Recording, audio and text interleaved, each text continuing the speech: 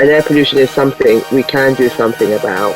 And it is a crime that we're sitting here today in 2021 saying 8.8 million people die from air pollution. This shouldn't be happening. And may I just add, if you clean up the air, you are also solving the problem of climate change as well. You're listening to Climate Curious, a podcast for people who care about the world but find the current conversation about climate change confusing, boring, or scary. My name is Maryam Pasha, and I'm the director and curator at TEDxLondon and co-host of this podcast, along with the amazing Ben Hurst. Say hello, Ben. Hey there, friends. I'm Ben Hurst, activist and advocate exploring what positive masculinities can look like, humble model, and climate normie. For today's episode, we wanted to give you a heads up that we're going to be talking about some pretty heavy topics, including bereavement, loss, and ill health. So if you're not in a place to listen to this today, that's completely fine. Maybe pause it and come back to it later. Otherwise, strap yourself in and get ready for another great episode. Today we're going to be talking about air pollution, which is a pretty big deal if you live in London or in any big city, or honestly, on this planet. We've talked about it in previous episodes about how air pollution is linked to greenhouse gases, which warm our planet and lead to runaway climate change. But air pollution is also a huge health issue. The WHO says it is the largest single environmental health crisis we face. Air pollution has been tied to 1 in 9 deaths worldwide. That's huge. That's 4.2 million deaths every year as a result of what is called ambient or outdoor air pollution. In fact, 91% of the world's population live in places where the air quality exceeds the WHO safety limits. These stats kind of blow my mind, Ben, actually, because they're wild. And yeah, anyway, let's keep going. Our guest this week is Rosamond Adu-Kissi-Debrah. She is a WHO advocate for health and air. She is a Londoner and a former teacher. But before we talk to Rosamond, Ben, you're going to tell us a little bit about her daughter. Ella Roberta was born in South London and lived in Lewisham with her mum and her 2 younger siblings. Before her 7th birthday in 2010, she started developing a rare and complex form of asthma. Ella was admitted to hospital 28 times over a 28-month period with life-threatening asthma attacks, including 5 spells in intensive care. Tragically, Ella died on the 15th of February 2013. At the first inquest into Ella's untimely death in September 2014, the coroner concluded that Ella died due to a severe asthma attack followed by a seizure, which was possibly caused by an allergic reaction to something in the air. As you can imagine, her mum desperately wanted to find the answers to what that was.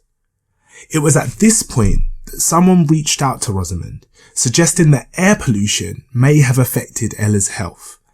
And after doing a lot of digging, Rosamond found out that Ella's final hospital admission had happened on the same day as one of the worst air pollution episodes in South London, where the family had lived near the South Circular Road. Throughout her illness, Ella had been treated in 5 separate hospitals, but no medical professionals had ever explained that air pollution could be making her asthma worse. As Rosamond learned more about air pollution, she started to campaign for a new inquest for Ella.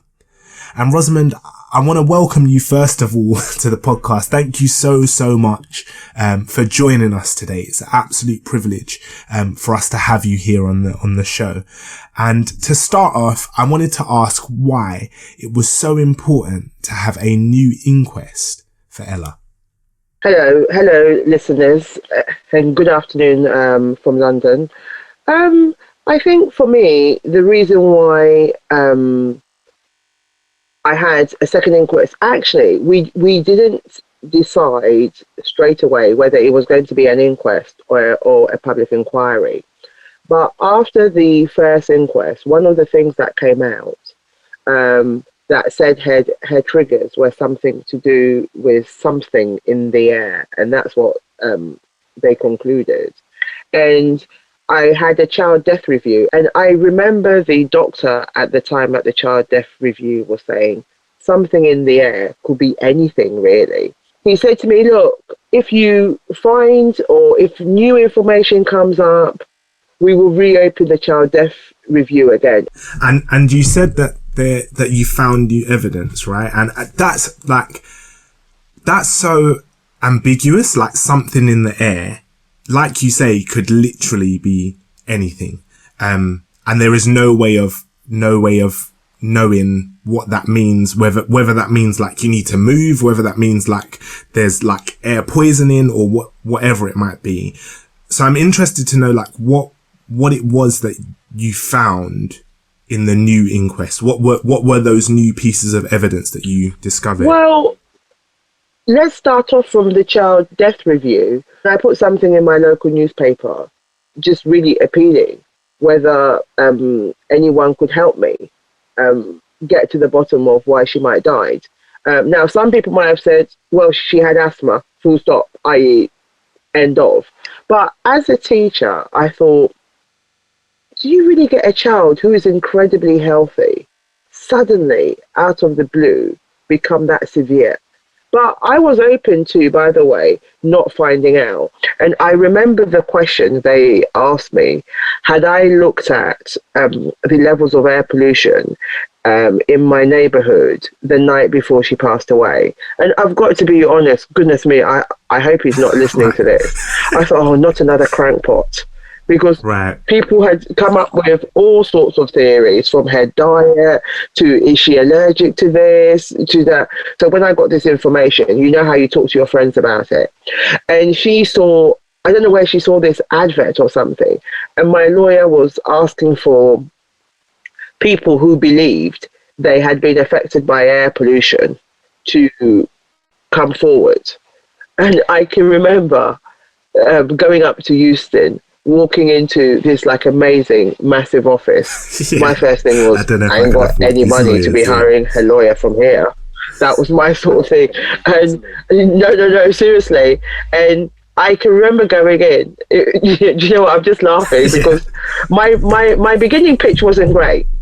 That I was like, I think I've got something, i.e. what you are looking for. I've got no money.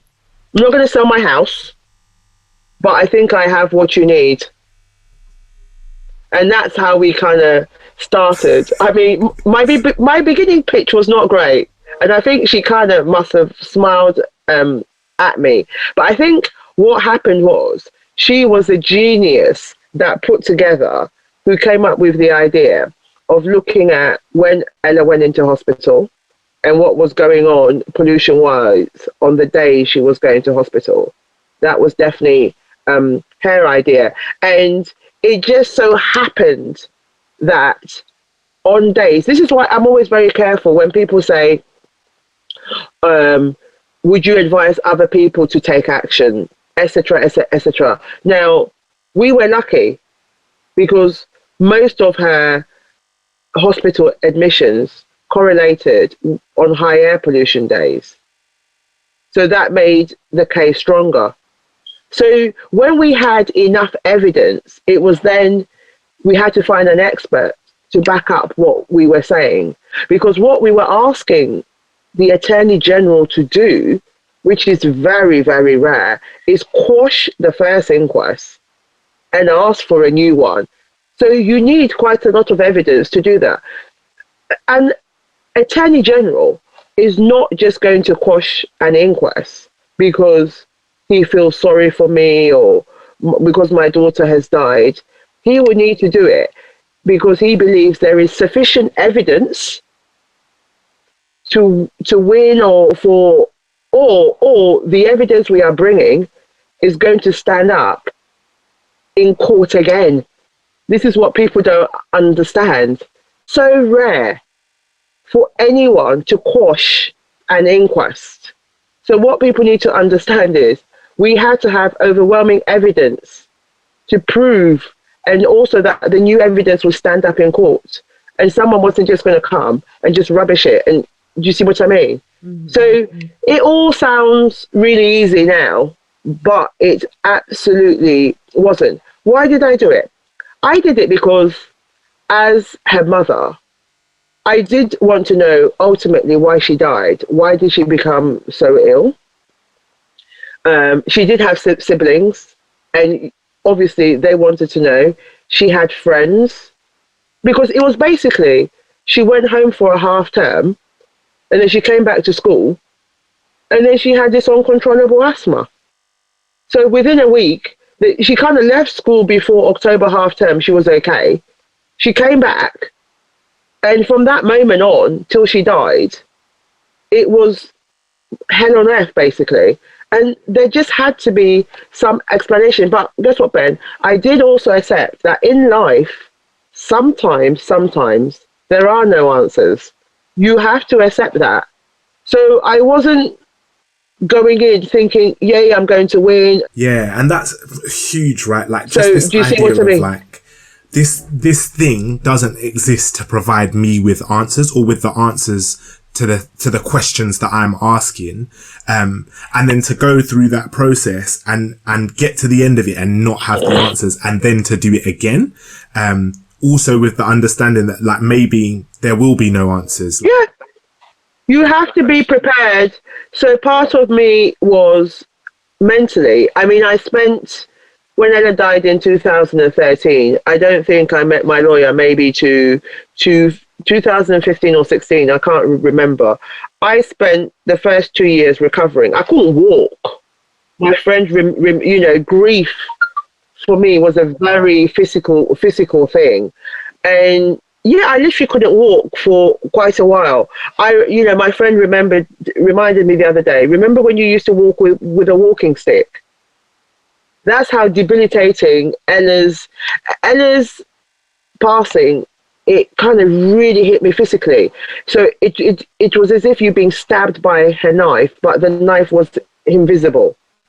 So that's how it kind of felt. And for a long time, I didn't know I was going to recover. But I think the mind is an amazing thing, and it makes you, and that's why I'm very careful when I do interviews now, not to divulge too much in detail about her illness, what happened, because sometimes you can open these things that you can't control. And it's taken me a long time. I mean, coming up to 8.5 years to get here now to talk to people. Ella didn't just die yesterday. It's taking me. So for a long time, I wasn't in the public domain, even when we were putting the case together. So we actually made a conscious decision when we were ready to go and speak to the media. And by then I was ready.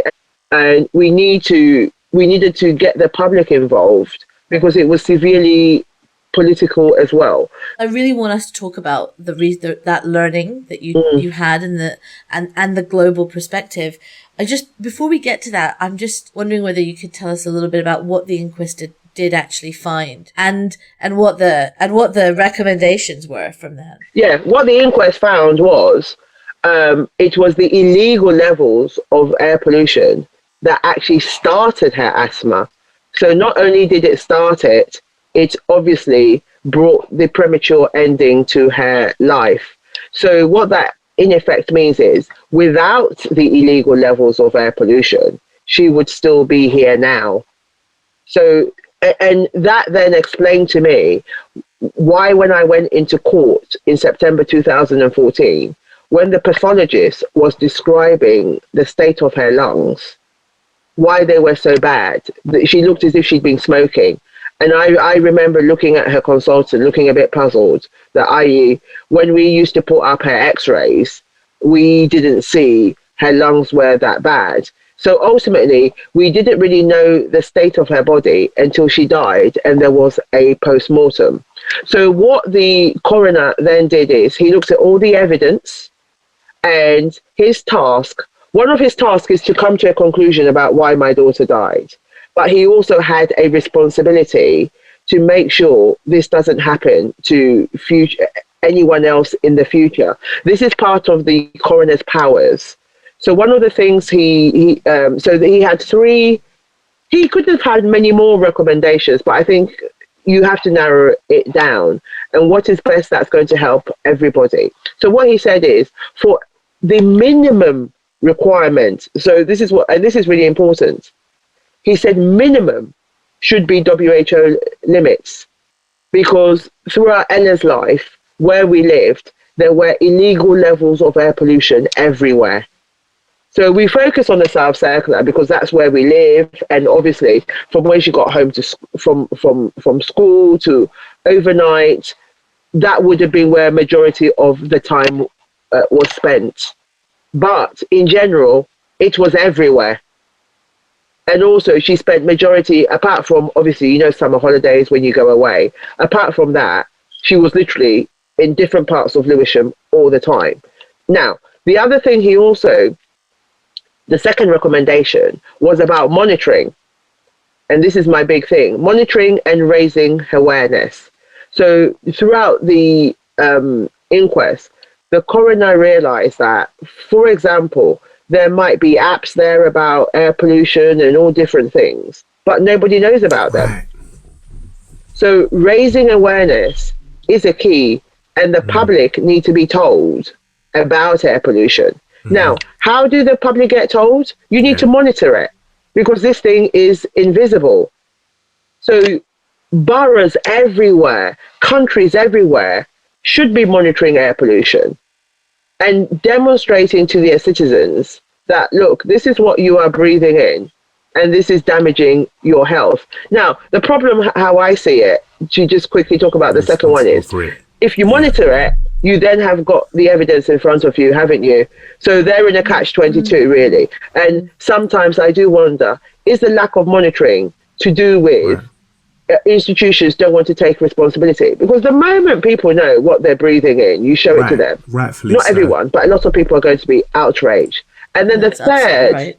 I think that's absolutely right. Yeah, and then the third and last recommendation he made, which is incredibly important, was that the medical profession needed to upskill itself, because we were under 5 hospitals. We'd gone in almost about 30 times and no one has raised air pollution. Well, we now know when there's a spike in air pollution, people have cardiac arrest and asthma attacks. So it really wouldn't matter how well she was taking her medicine. It was never going to work. And that's what she used to say when I used to call the ambulance. She used to go, Mom, my medicine isn't working. And she was right. But those are the 3 recommendations: the WHO limits, the monitoring and raising awareness, and the education of the medical professions going forward. And this will form the basis of Ella's law in future. But I do think if these three things are implemented all across the world, not just in the UK, we will get somewhere. But the fight now is to get these things implemented. It is easier said than done. Because even when you were saying before about the second inquest, I was thinking, how do you monitor pollution? Like, are there ways that people do that? And obviously there are, because they've done it in this case, right? They've done it in this scenario. So what they're even reading is different. And also it depends where these monitors are. So my message to people is, if you can, going forward, I would like people to have personal monitors on them, whether you've got it on your rucksack or wherever. We think this is going to be a game changer. What the damage is individual exposure to what they're breathing in. So what I took away from the inquest is, it is to do with our exposure to air pollution.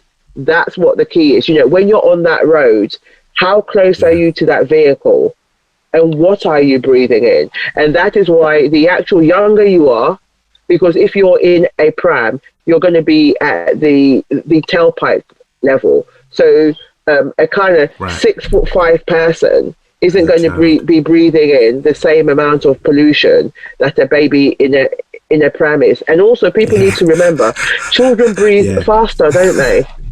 Quicker. You know, children's lungs or our lungs, they are not experiments to see how long we can take pollution for. This is what people need to understand. Every single minute, every day, damage is being done. And that's what happened to Ella. Do I think Ella just breathed in fumes one day? No. I think it was over a period of time. So my advice to people, my advice to pregnant women would be, if you could avoid main roads and traffic, do it, because they found particulate matters on the placenta. And we're talking about each individual's journey to school or their journey to work, or like literally, like you said, which roads they're walking down. Are you going on a main road? And I guess this all fits into a bigger picture of the necessary changes in climate action, like whether it's like electric cars or whatever it might be. Like we've got it absolutely does. So if you look at data in the UK, what you would generally find is asthma affects 1.1 million children, but in the main, those children will be living closer to busy roads. That is not to say there are children who don't live near busy roads. There are children, for instance, who live in the countryside who have asthma. That might be due to the ammonia that maybe people use in farming. So or one of the things we have discovered is wood burning is a huge pollutant as well. So you could be, in quotes, live in a leafy area and you could have a wood burner. That's not going to be, but for the general person who doesn't have all these things, who lives near a busy road, they are the people who are more likely going to have asthma. And we know in society, we all do, let's not pretend, the closer you are to a busy road, we know the properties are cheaper. So that is where the poorer communities are going to live. This isn't controversial. Inequality in health has been around forever. It's just now when I mention it, people just start throwing their toys out of the pram. Take a seat, people, and calm down. This has long been established. I'm sorry, of course, this is going to go out. My kids are going to go, Mom, you said that word, take a seat. Don't apologise for it. Apologise to your listeners. This is important, right? Because for me, it raises a really important point. You say that these things are not controversial and they're not like shocking and they're almost common sense. But people need to understand, though, people from poorer communities, people from ethnic minority backgrounds, we care about our health. Just because we're not part of the movement massive point. Doesn't mean we don't care. But we have other pressures.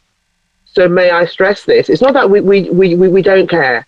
And also, people feel beaten down by the system. People feel they are not heard.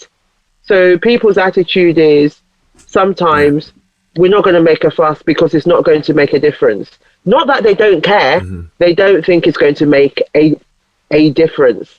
And that is, when I started, there's still very few people who look like me in the movement. I am very grateful that I've managed to get to where I have got now. But it literally took my daughter's case and her death for people to listen to me. So we're definitely not on an equal footing. Let's not get carried away, because what I have achieved is historic, it's a landmark, and it took me to get to that level before some doors were open to me. See how I say some doors, not all doors, but some doors. So we need to, people shouldn't see me and think diversity. No. That's not diversity. Yeah, one person is just, doesn't show that diversity is possible.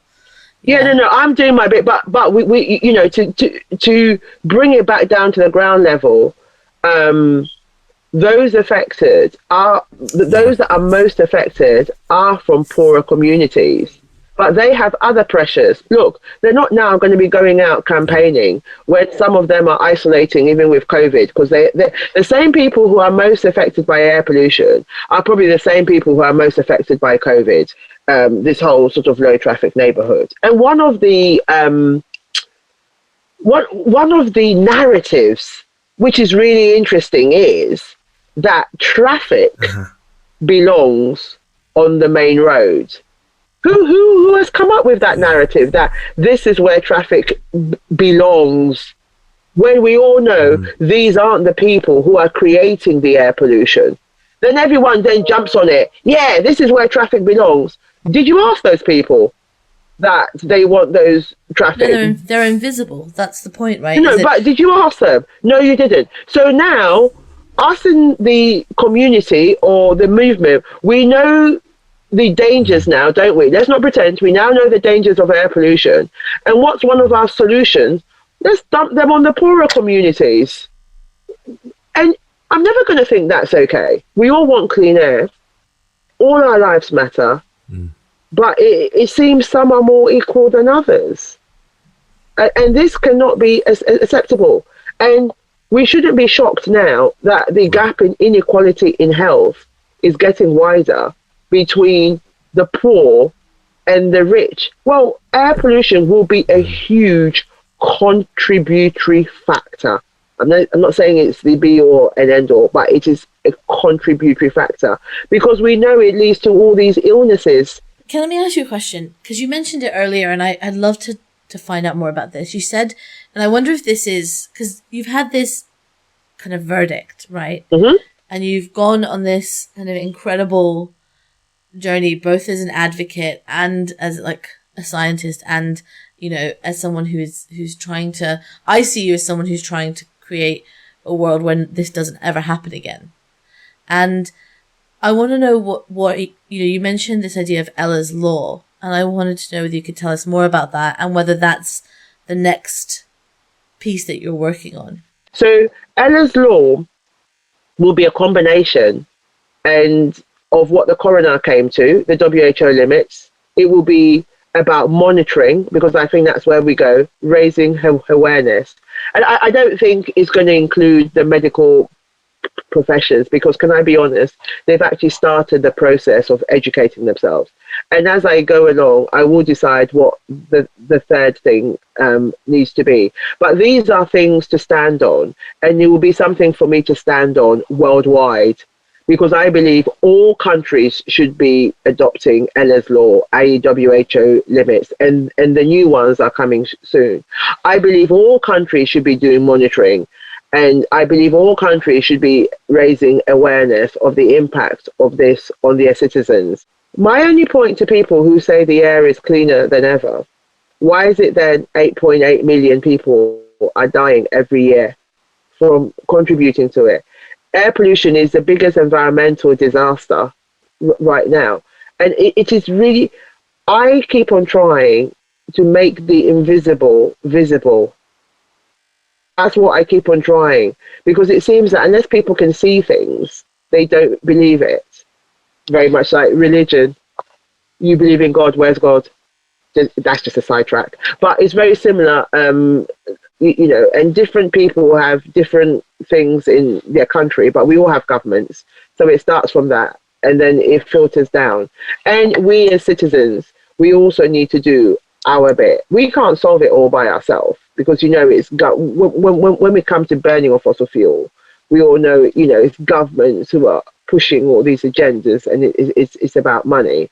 But we also, as individuals, what I don't like is a lot of focus is on us as individuals and not government. I believe there is only so much we can change. A lot of it needs to come from them. That's just how I feel about it. You can give up meat, you can give up your car, you're just one person. So it really needs to, and governments need to lead on this. Governments need to show us the way to go. People feel powerless. You can see an advert about cars every night on the radio, on the television. Where's the public health warning about air pollution? So it is not a level playing field at all, no. Like you said, governments have a duty to protect us, and they have to live up to that. They do, absolutely, but I'm just starting it, and there will be other people along the way. I think when you talk about air pollution, I think people need to focus on health rather than the environment all the time. And why do I say that? Because everyone cares about their health of their family. So people need to see this as a health thing. And I hope Ella's legacy will be that she started us on this journey. And we hope at the end of it, the air will be cleaner. We hope one day those 8.8 million people will be zero. That's a dream. So can you see, to get from 8.8 million to zero will take a long time. And yeah, I didn't realize how political it was, how much it involves money. Yeah, and sometimes I feel I'm a mum who lost a child who's just got caught up in the whole thing. But ultimately, what I want is, I don't want clean air for some. I want clean air for all. Ella is a canary in the coal mine. What an amazing legacy to have left and to continue to leave. So important. Yeah. Yeah, I'm incredibly proud of her for someone so young. I mean, she knew she was going to go into the medical books because her asthma was so awful, and they told her. But it would take me a long time to, accept that the daughter that I gave birth to, she is really eventually going to be responsible for saving many lives. And I think I'm more comfortable now that the air pollution movement have their poster girl. It took a while because she'll always be my firstborn and my daughter. But if by them adopting her and what she went through, if it will educate people, people can relate to her, then yeah, I'm quite happy for her to do that, to do her bit. Because she ticks all the boxes, doesn't she? Yeah. She's female, diversity, everything. It's something that I have to, it's just an overwhelming feeling that there's especially a picture of her, and people tell me when you show this picture now to different people in different countries, they know who she is. So I think, Rosamund, I actually think this is a lovely place to wrap up our conversation with the legacy that Ella's going to leave for all of us, and the lives that she will be saving. And I think it's really important, all of these different things that you've pointed out, that it's not just about it being like a symbol, but you know, the impact it's had on you and your family. And we just want to say thank you so much for coming to talk about this. No, thank you for having me. And what people need to understand is they see the picture of this amazing, beautiful child. But when I said she went into ICU 5 times, I think we now have knowledge more about ICU. She did suffer incredibly, and nobody deserves to suffer that much. And there are solutions to air pollution, and air pollution is something we can do something about. And it is a crime that we're sitting here today in 2021 saying 8.8 million people die from air pollution. This shouldn't be happening. And may I just add, if you clean up the air, you are also solving the problem of climate change as well. That's what people need to understand. If you clean up the air, that is part of the solution of climate change. You won't be able to get your solutions to climate change if the air is filthy and dirty. So that's what people need to. And thank you for allowing me to share Ella's story. Thank you to your listeners, who are kindly going to listen in. And please continue to spread the word and hold your governments to account. Thank you so much. We're not done yet though. We've got one last little section. And now it's time for our climate confessions. Let's fess up to the bad habits we just can't kick. So I'm interested to know if you have any climate confessions for us today, if there's anything that you want to get off your chest that you want to share with us. Oh God, yeah. Flying. My thing is definitely going to be flying. What I do, sometimes you do need to have a connection, and you do need to see people's eyes and people's faces. And there are many things that can be done on Zoom and things like that. So for me, it will be weighing up in future. I'd be absolutely lying if I said to you, I'm not going to be, and I never did fly all over the place because I didn't have any money. But where I go to, I would want it to be so impactful. I would want to think about it. If it's like a meeting I can do over Zoom, then I wouldn't even get on transport even and go and do that. Yeah, my life is full of conflicts. So every time I get on a plane to go somewhere, I probably still feel really, really guilty about. And I generally like to travel. You know, from a teacher, is exploring different countries and different things. But there you are. We need to just cut down on. But guess what? Because I am human and because I'm not perfect, I do my bit. But I am aware and I do the best I actually can. I don't set myself up to be superhuman or something like that. Rosamond, I'm going to tell you my confession for this week. Yeah. Is related to the flying thing that you were saying. And it's kind of a future confession, I guess.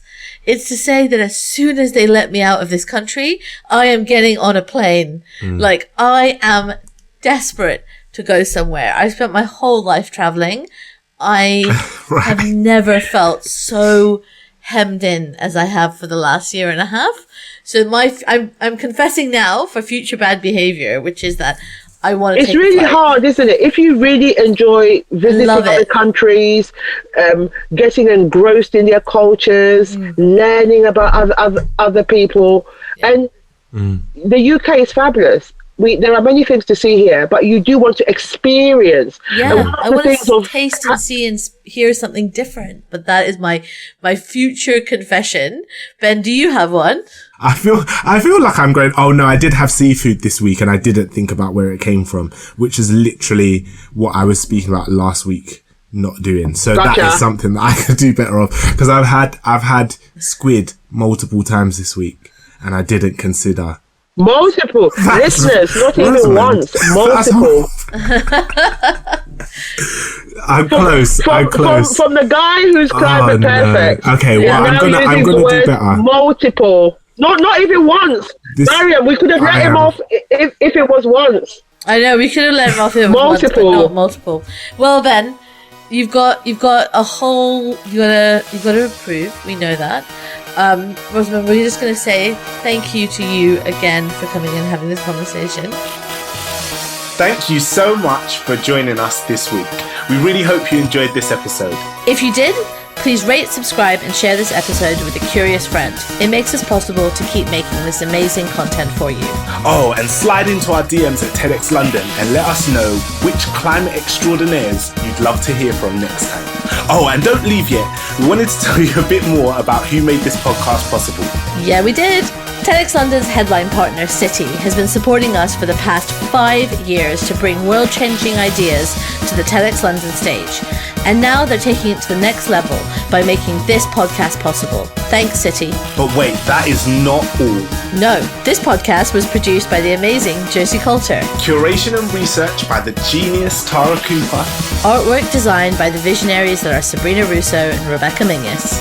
Mixed and engineered by the iconic Ben Beheshty, aka The Falcon, who also composed our banging theme tune. Presented by me, Maryam Pasha. And by me, Ben Hurst. Stay curious.